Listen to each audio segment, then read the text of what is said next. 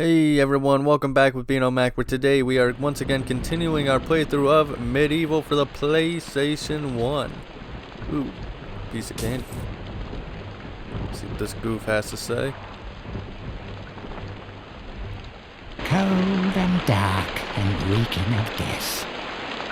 We remembers an ancient battle fought here between the forces of good and the dark armies of Zarok. Now the marshes are full of the restless dead. Alright, so this is why I really like this game too. Let's see what this document has to say. Actually, never mind. I guess I didn't check that out. But this is why I really like this game. This is just a really cool setting to me. So this is, if you remember in the beginning sequence, where it shows off where Sir Dan got killed. This is I believe this is the place in which, the big battle took place, in which, Sir Dan lost his wife.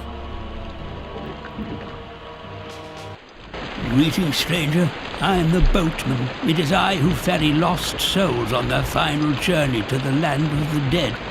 But oh, have we not met before? Sir Daniel Fortesque, not you too. Thanks to Zarok's meddlings, I'm up to me eye sockets in lost souls who've woken from the eternal sleep. Business hasn't been this brisk since before they invented sanitation.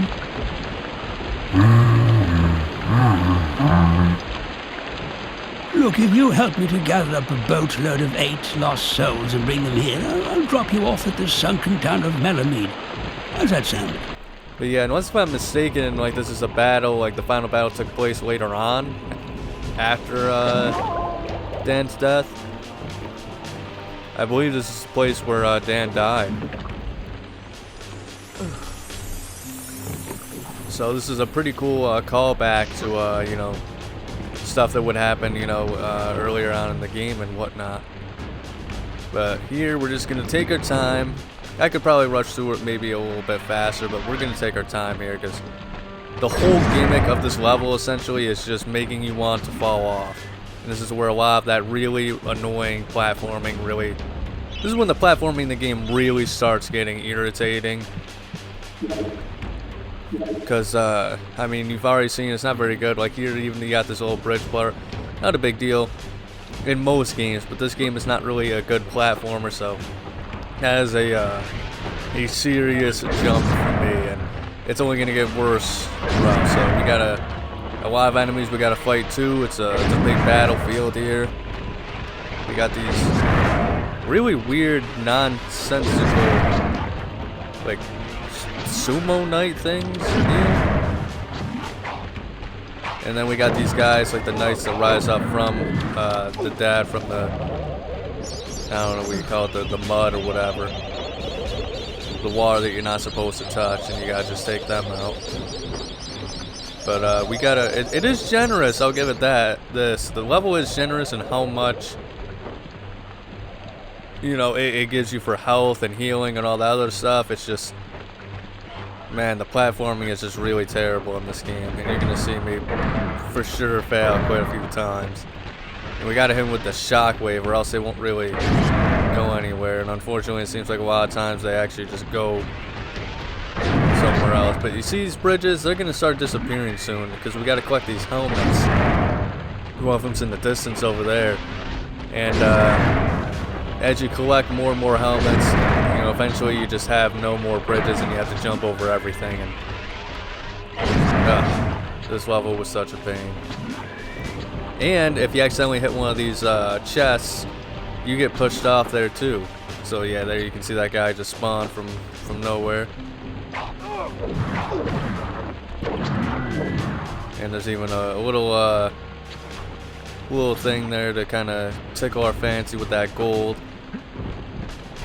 But you do not understand the sheer stress of of this platform. Especially since half the time I'll press the button like I'm pressing jump. I'm literally mashing jump as I'm running, and he still just refuses to jump. So I think it's unfortunately it's just kind of poor programming in a lot of ways all around. Oh, we got multiple of these guys coming up now. We gotta be careful because we don't want them to push us off. That's just another gimmick of this map. It's just being pushed off. But we're gonna walk, we're gonna take our time. That's just, I know it's not the most exciting, but if I'm gonna win, okay, that guy just killed himself. He didn't want to mess with Sir Dan, huh? He said that didn't work for me, brother. I don't want to be a sumo knight sandwich. Like that poor fellow right there.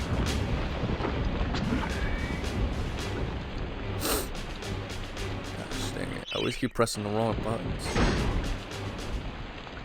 As you can see though, no longer is there a bridge there, and we're gonna save that energy vial for later if we have to come back here. Yeah, because there's the chalice. So it looks like pretty much almost all of them actually went. It's so hard to judge where when you have to jump and where like you're gonna land and stuff, or if like it's even achievable really. Because I think there are some like false jumps in this level. They're just made specifically just to kind of like bait you essentially. Let's just get the hell out of here, stupid sumo thing.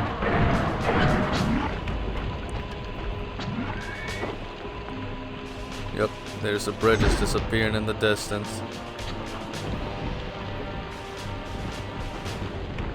Let's see.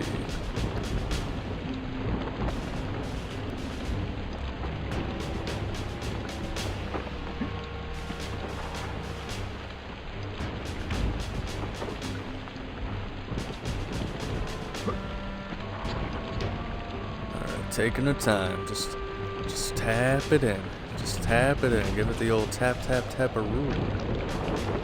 Gotta tap that D button down.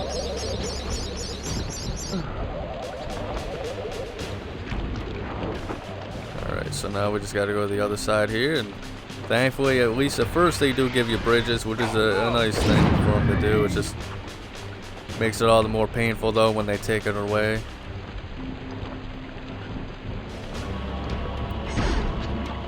Yep, look at all those bridges that we once had. Gone. I don't know, maybe there might even be like a strategy in which, you know, like you can go all the way to a specific point of the map and then just come back around, and then like when you take the helmets, the bridges that would disappear are non-factor anymore because you already passed it by. Maybe that's something I should have thought about looking into or something. Because it does make sense when you think about it, at least on this side of the map. Well, who knows, maybe that's not how it works at all.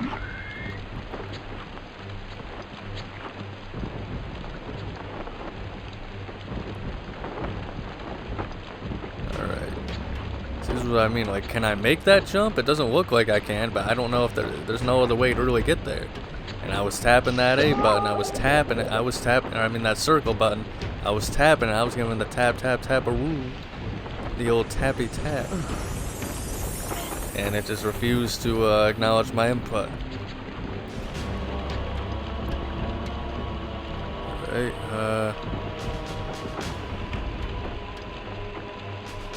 let's see here. That's what. Why did I not make that? That's what the game says I was there, but I don't know.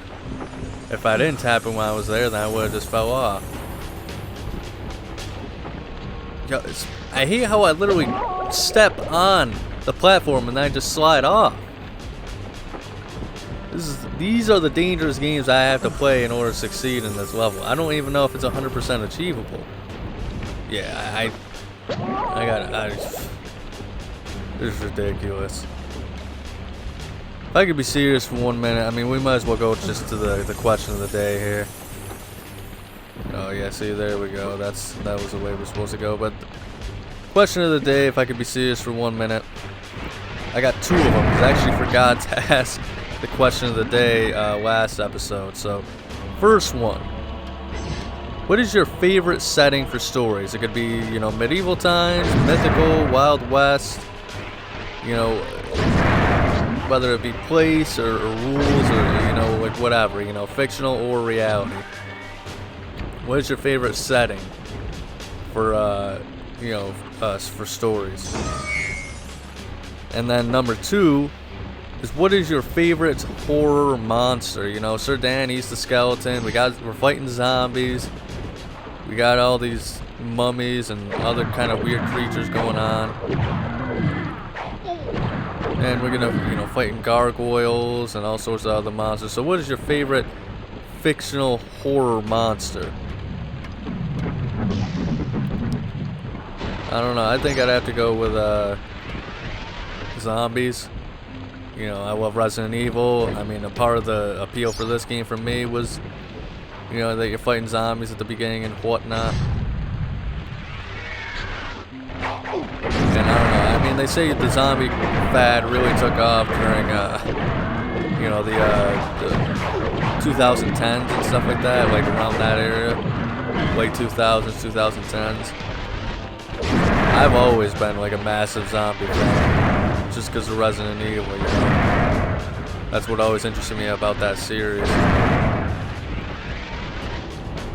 I think gaming really took off to exponential heights with, you know, the zombies mode from Call of Duty. That was something that a lot of people really loved. The good old Nazi zombies. So now we gotta take care of these freaking blue flying demon things if we're gonna get enough to officially, you know, be able to qualify for that challenge. And we gotta collect it. There's also another life bottle that I could collect, but it's like, I think it's like the hardest jump in this whole level, so we're gonna...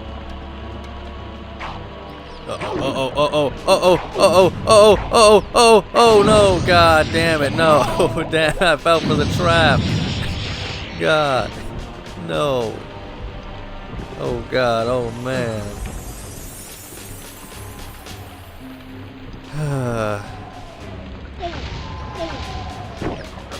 I was a Beano Mac sandwich just now. Let's see here. Jeez, now I'm all disoriented. Alright. See, we made it. We made it. I don't know why that was so hard for me to get out, but I don't know why most of my senses are so difficult for me to get out. Now we gotta figure out the best jump. Ooh. I'm telling you, I've said it like 10-20 times in this video. You do not understand just how stressful these goddamn jumps, every small one that I had to make in this level are. This level took me like at least like 3 tries to beat before I finally got it. I'm not even gonna lie to you guys, and it all comes down to the platforming. Alright. See you here, just judge what the best one is.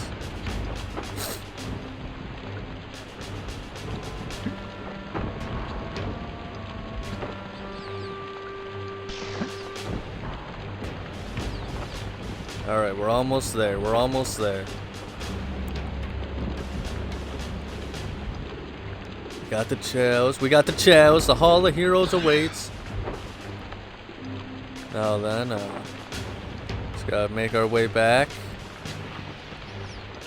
Safe and sound. Safe and sound. There's also a dragon that you can unlock on this level. Like the same one, I think it's like Cole Catal or something like that. I can't remember his name or how you pronounce it, but it's the same one that was on that cornfield level, Scarecrow Fields. And I don't know, he'll help you around for a little while, but I mean, there's just so many of those boxes that push you around and stuff like that. It's just not worth it to even attempt to have him help you. I also love the detail of the footprints in this level too, and as you can see, I almost just didn't make that jump either. But we're gonna be careful. Like, I know we have the chalice, but we're killing these guys just in case if they have some sort of nonsensical push you off the map kind of move. There we go. Killed them dead. Weird blue flying magical things. You even trying?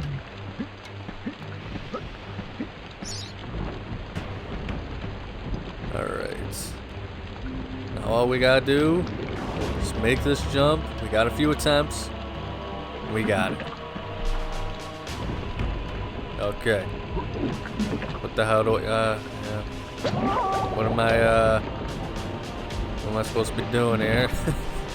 I collected all the things, right? Okay, getting on this boat doesn't help. I can't talk to him, I guess. Alright, well,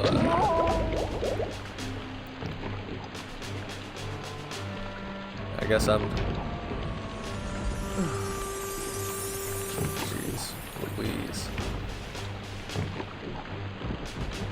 I don't know, wait, maybe the game's glitching out and I gotta just re-enter or something, or...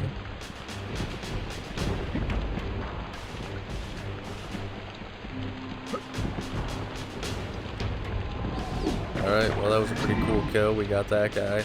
Maybe we had to kill everybody, I don't know.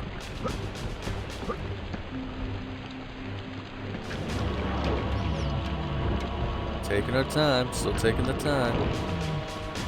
Alright, so all I had to do was go and just interact with like how all the key items I interacted with the helmet. I was not trying for about a few good minutes, but this was a knuck and futz level. But that said, thank you guys so much for watching, and if you enjoyed, make sure to like and subscribe. Check out next week's episode of Miscellaneous Monday. Check out the last cutscene with, you know, Dirk Steadfast. But above all else, please remember to have a nice day. How gracious of you. Makes a change to meet a polite young skeleton after dealing with those filthy zombie types. Hop aboard.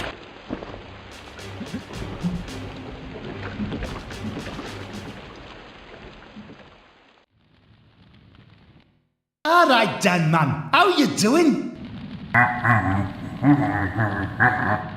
Now then, have you got yourself a magic sword?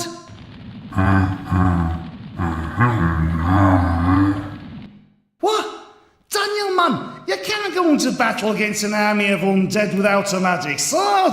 Here, take mine. You'll never have to sharpen another blade, or my name's not Dirk Steadfast. It's not enough just to have a magic shield, you know, no matter what that soft ticky stern card says. Good lad. Why, I'd sooner go into battle holding a tea tray than carry that weedy Gale's shield of his.